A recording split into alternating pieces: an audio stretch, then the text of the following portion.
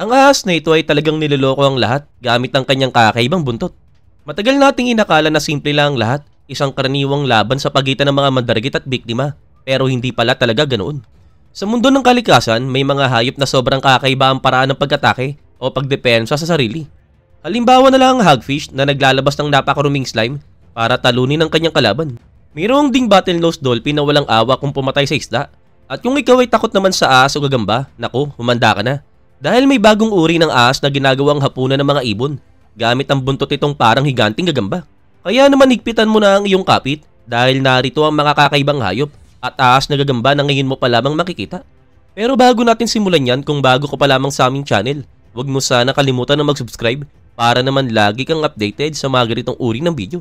At syempre, shoutout na rin sa mga viewers natin dyan na patuloy na sumusuporta at nanonood. Inspirasyon kayo sa amin kaya naman patuloy kaming gumagawa ng mga kakaibang video. Kaya naman huwag na natin patagalin pa. Simulan na natin. Archer fish. Talaga naman tumpak na tumpak ang pangalan na ibinigay ng mga scientists sa archer fish dahil may kakaibang superpower ang mga munting isda na ito.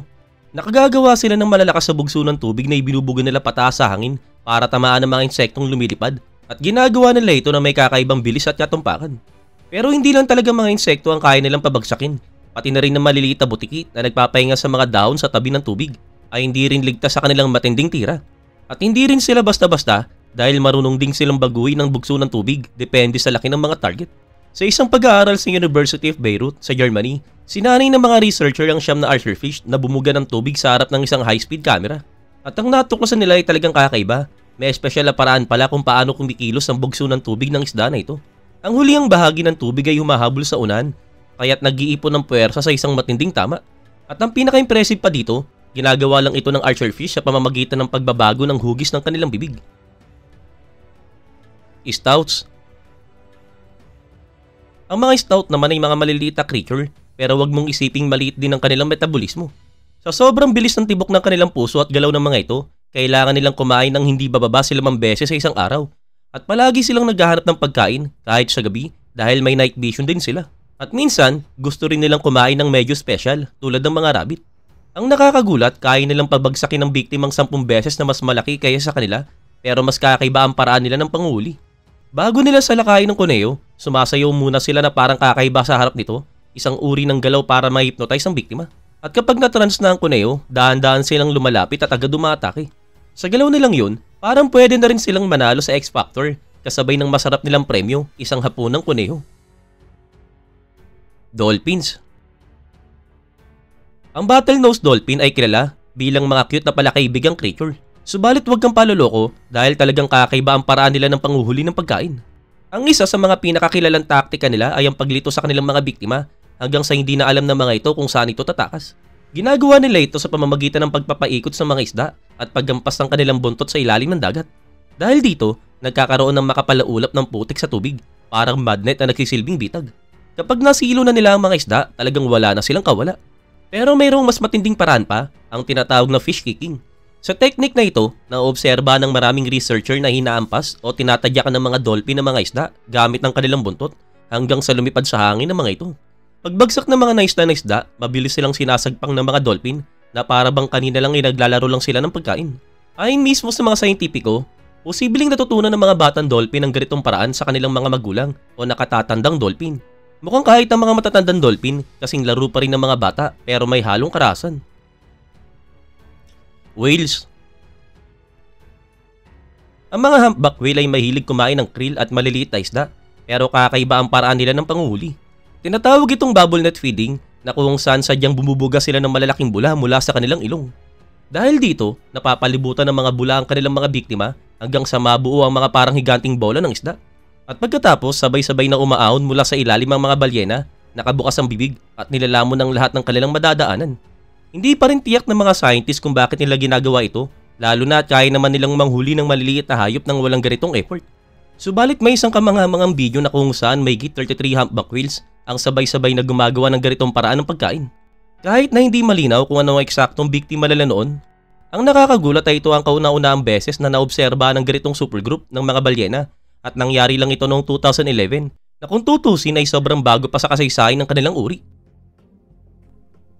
Secretary bird. Ang Secretary Bird ay mukhang isang supermodel na dapat rumarampa sa runway. Pero mawawala ang paghanga mong yan kapag nakita mo kung gaano sila kalupit sumipa. Tumataas ito ng mahigit 4 na talampakan na may mahabang binti na parang crane. Hindi tulad ng mga ibon na lumulusob mula sa himpapawid para huliin ng biktima gamit ang tuka. Ibang klase talaga ang Secretary Bird. Ito ang tunay na bangungot ng mga ahas. Ang paraan nila ng pagkitil sa ahas ay simple pero napaka-epektibo. Paulit-ulit at planadong pagsipa. Bukod sa kakaiba ang kanilang pisikal anyo, kakaiba rin ang kanilang diet. Dahil bilang mga footballer ng mundo ng mga ibon, kakain sila ng anumang maliit na hayop na kaya nilang habulin.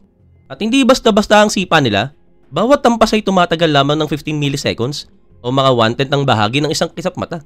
Sa ganitong bilis at lakas, talagang nababasag agad ang bungo ng ahas at nagiging masarap na pagkain ito para sa kanila. Chimpanzee. Ang mga chimpanzee ay karaniwang kumakain ng mga prutas at halaman, isang natural at balancing dieta. Pero kapag kakaunti ang pagkain sa paligid, talagang nababago na ang lahat. Dahil sa gutom, minsan ay kinakain nila ang utak ng mga pinsan nilang unggoy, particular na ang red colobus monkey. Mas madalas pa nilang biktimahin ng mga batang unggoy, gaya ng mga sanggol, kabataan at teenager, na kung saan mas madaling habulin. Kahit maliit lamang ang bahagi ng karne sa kanilang kabuang dieta, mga 2% lang, nakakagulat ang paraan nila ng pagkain ito. Dahil binabasag nila ang bungo ng mga unggoy na parang nyog para sipsipin ang laman sa loob na parang smoothie. Ginagawa nila ito dahil ang utak ay mayaman sa taba at long chain fatty acid na tumutulong sa pag-unlad ng utak at nerbiyos. Pero sa sobrang dalas ng ganitong panguhuli, bumababa ng gusto ang populasyon ng red colobus monkey. At hindi na rin katakataka kasi ang 20 chimpanzee ang sabay-sabay na humahabol sa 1 o 2 unggoy at siguradong wala silang takas. Trapdoor spider. Ang trapdoor spider ay hindi tulad ng karaniwang gagamba. Oo, may mga pangil at 8 paa rin ito, pero hindi ito nakatira sa sapot. Sa halip naninirahan ito sa ilalim ng lupa sa isang lungga na parang butas ang kuneho. Minsan pa nga, gumagawa sila ng lungga malapit sa mga sapa o ilog para makahuli ng maliliit na isda. Ang kakaiba sa kanila ay ang paraan ng kanilang panguhuli. Mayroon silang trapdoor o pinto sa kanilang lungga at napaka-advanced nito para sa isang gagamba.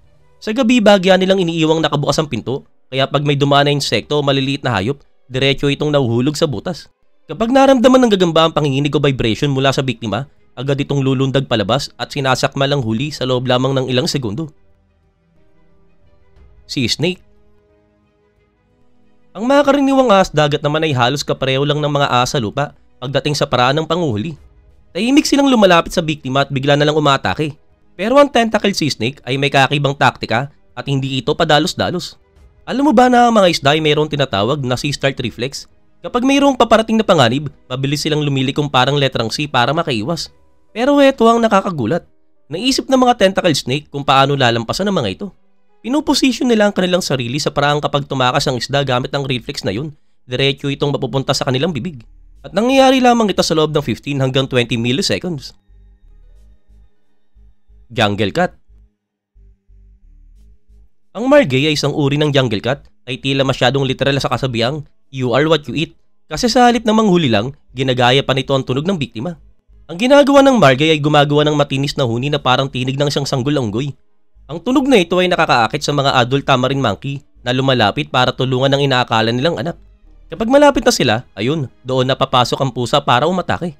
Kahit na hindi matagumpay ang lahat ng pagtatangka na ito, ipinapakita ng ganitong paraan na hindi lamang pisikal na malakas ang mga jungle cat, kundi matalino rin at marunong gumamit ng mga psychological at taktika sa panguhuli.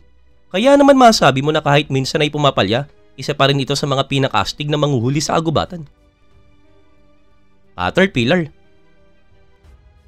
Kung ikaw ay isang uod, talagang nasa mahina kang panig ng kalikasan. Kaya naman imbes na lumaban, ang pangunahing sandata mo ay pagtatago at proteksyon. Dahil hindi tulad ng ibang hayop, walang kakayahang umatake ang mga uod o pupa. Kaya naman umaasa sila sa camouflage, panggagaya sa ibang hayop at lason para makaligtas. May isang kakaibang uri ng caterpillar na gumagamit ang anyo ng makamandag na ahas para takutin ng mga mandargit.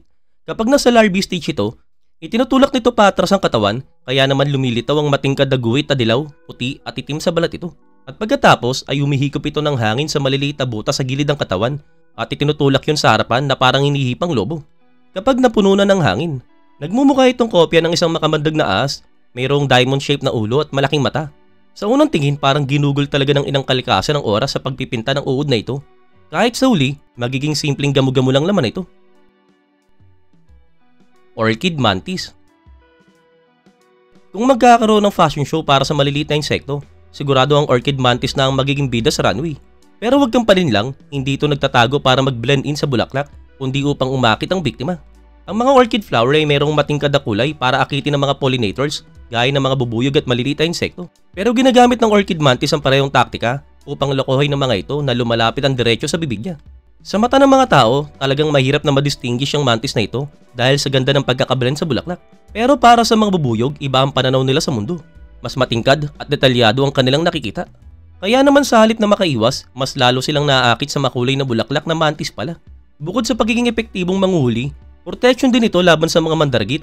Isang insekto na maganda, matalino at nakamamatay, isang tunay na paradox sa mundo ng kalikasan. Fishing spider. Kapag narinig natin ang salitang gagamba, talagang madalas na naiisip natin ay mga insekto dahil iyon ang kanilang karaniwang pagkain. Pero may isang grupo ng mga gagamba na kakaiba, ang mga fishing spider na nakatira malapit sa tubig at kumakain hindi lamang mga aquatic insect, kundi pati maliliit na isda at palaka. Tahimik silang naghihintay sa gilid ng tubig habang nakalapat ang kanilang unang dalawang paa sa ibabaw ng tubig. Kapag mayroong gumalaw o lumapit na posibleng biktima, nadadaman nila ang maliliit na vibration sa tubig gamit ang kanilang mga binti. At sa sandaling tama ang distansya, ilalabas nila ang kanilang matutulis sa pangil at tutusukin ng pagkain ng walang pag-aalinlangan. Kung minsan, hinahabol pa nila mismo ang insekto na lumulutang sa tubig. Ang mga fishing spider ay tinatawag na generalist predators, ibig sabihin, anumang gumagalaw na kain nilang kainin, kakainin nila. Pero kung minsan, mas gusto nilang malalaki at makatas na huli gaya ng isda at para magawa ito, madaling tumatagos ang kanilang mga pangil sa laman ng biktima. Bukod pa dito, may taglay silang matinding lason sa panga na kayang patayin agad ang kanilang apunan. Frogfish. Kahit sa unang tingin pa lang, ang frogfish ay parang kakaibang eksperimento ng kalikasan, subalit mas nakakatindig balahibo ang paraan nila ng panghuli. Mayroon silang espesyal na bahagi ng katawan na tinatawag na lure na mukhang maliit na kumpol na gumagalaw na bulate. Kapag ito ay nasira, madali nila itong nare-regenerate o napapalitan muli. Ang mga isda na nakakakita rito ay naloloko, na akala nila bulate ang prey, kaya lumalapit sila ng dahan-dahan. Pero ang totoo, sila pala ang magiging pagkain. Kapag sapat na ang lapit, ibinubukan ng frogfish ang napakalaki nitong bibig at sinisip-sip paloob ang kawawang biktima sa isang iglap. Karaniwang biktima ng frogfish ang mga crustacean at maliliit na isda.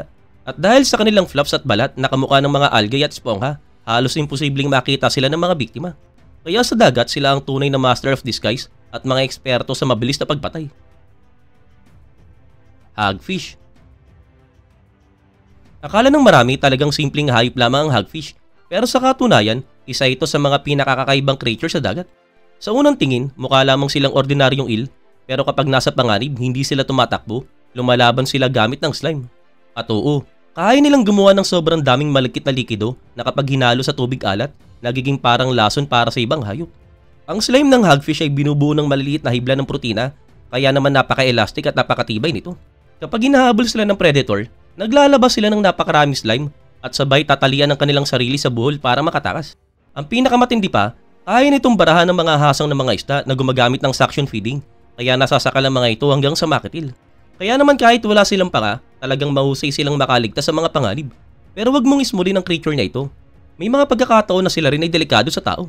Hindi man sila nangangagat, may mga cartilage siya struktura ang bibig nila na ginagamit para kumapit at gumata sa laman ng biktima. At kung hindi pa sapat yan para kabahan ka, may mga ulat na nakikitang kumakain pa sila ng mga pating. Oo, mismong hari ng mga dagat. Spider-tailed viper. Kapag hindi sapat ang pagiging ahas para manghuli, bakit hindi gayahin ng mga gagamba? Ganyan ang ginawa ng kakaibang spider-tailed viper mula sa Iran. Sa unang pagkakadiscover nito noong 1970, akala ng mga scientifico ay mayroong gagambang nakadikit lamang sa buntot ng ahas. Pero nang makakita ulit ng isa noong 2006, napagtanto nila na ito pala isang napakabihirang halimbawa ng aggressive mimicry o panlilinlang ng kalikasan. Ang buntot ng ahas na ito ay evolution mismo. Ginaya nito ang itsura at kilos ng gagamba upang makaakit ng mga ibon na mahilig sa insekto. Kapag lumapit ang ibon para manghuli ng gagamba, doon siya nagiging hapunan ng ahas. Hindi lang anyo, pati kulay at galaw ng buntot ay eksaktong gaya ng isang tunay na gagamba. Sa madaling sabi, talagang napakatalino na diskarte ng ahas na ito, isang obra maestra ng evolution. Dahil sobrang bihira, ito ay tinuturing na ngayong endangered species.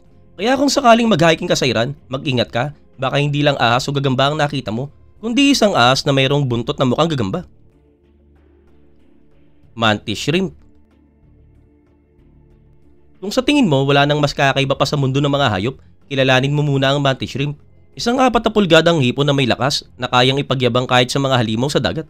Pero hindi lang basta hipon ito, isa ito sa mga pinakamalakas na hayop sa buong mundo kung sukatin sa laki nito. Ang paraan niya ng pag-atake ay gamit ang mga club arms. Oo, parang merong dalang maso. Sa halip na golf club, ang mga braso ng mantis shrimp mismo ang sandata. Sa isang suntok lamang, kaya nitong kitilin ng biktima nito sa loob lamang ng ilang segundo. Ang lakas ng suntok nito ay halos kapantay ng bala mula sa .22 caliber na baril at umaabot pa sa bilis na 50 miles kada oras.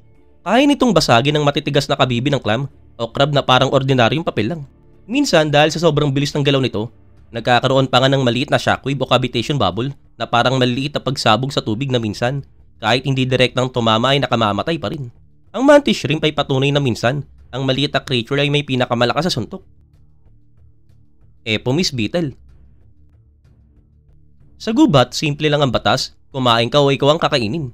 Subalit para sa Epomis beetle, baliktad ang laro.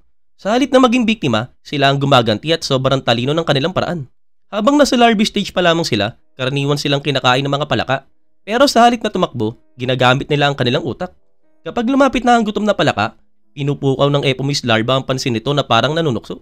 Pagkatapos, kapag lumabas na ang madikit na dila ng palaka para kainin siya, bigla itong umiiwas at sabay kakapit gamit ang dalawa nitong hook claws. Mula roon, kumakapit ito sa palaka at kinakain ito ng buhay. Imagine mo isang maliit na uod na tinalo ang isang palaka. At sa madaling sabi, ang Epomis beetle ay hindi basta insekto. Isa itong tusong mandirigma ng kagubatan na ginagawang biktima ang dapat sana ay manguhuli sa kanya. Green heron. Ang green heron ay kabilang sa ilang ibon sa mundo na marunong gumamit ng mga tools. Karamihan sa mga ibon na kumakain ng isda ay umaasa lamang sa bilis, tiyaga at matutulis nilang tuka pero hindi ang green heron. Mas matalino siya dahil gumagamit ito ng paing o pang-akit na parang tunay na mangingisda. Madalas silang makikita sa tabi ng mga lawa, ilog o kahit mga fish pond sa bahay. Oo, pati mga ornamental fish ay talagang walang kaligtasan. Gumagamit sila ng kahit anong bagay bilang pain, mga balahibo, sanga, patay na insekto o kahit piraso ng tinapay. At ang mas nakakagulat, talagang epektibo ang kanilang style. Kung minsan, mas mabilis pa silang manghuli ng isda kaysa sa tunay na mangingisda. Kapag lumapit ang isda na akala ay mayroong pagkain, biglang aatake ang green heron gamit ang matutulis at tuntuka at lulunukin ng biktima ng buo. Matalino, mabilis at deadly, ito ay isa sa mga bihirang ibon na parang may isip tao pagdating sa panguhuli. Electric eel. Talagang tunay na karapat-dapat sa pangalan nila.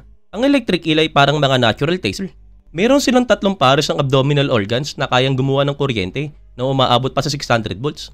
Sapat ito para manlumo, manigas o kahit tuluyang mawala ng malay ang biktima. Karaniwan silang matatagpuan sa ilog Amazon at ginagamit nila ang kanilang kuryente para masiguro na walang makakatakas.